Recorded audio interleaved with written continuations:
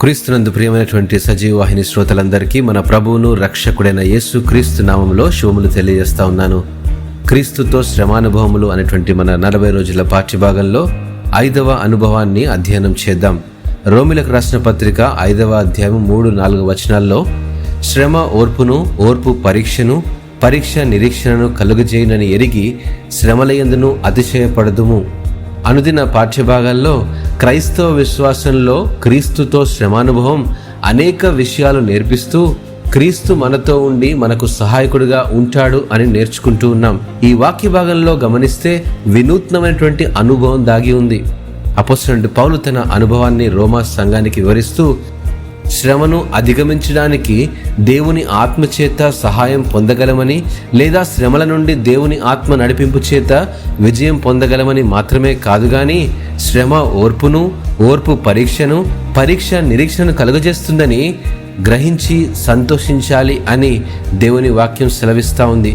రైతు విశ్వాసంతో విత్తనం నాటి అది అభివృద్ధి అవుతుందని నమ్మకంతో వేచి చూస్తాడు.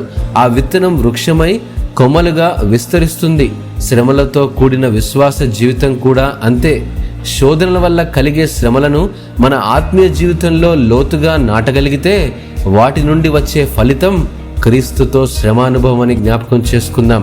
ఎటువంటి శ్రమలు అనుభవిస్తున్నా, ఎటువంటి శోధనల గుండా మన జీవితం ప్రయాణిస్తున్నా బాధపడకుండా సంతోషించాలి. ఈ శ్రమ మనకు ఓర్పును నేర్పిస్తూ ఓ క్రొత్త అనుభవంలోనికి నడిపిస్తుంది. ఎందుకంటే మన కష్టాలు, మన శ్రమలు, నిందలు, బాధల కంటే గొప్పవాడు మన యేసు క్రీస్తు ప్రభువై ఉంటున్నాడు.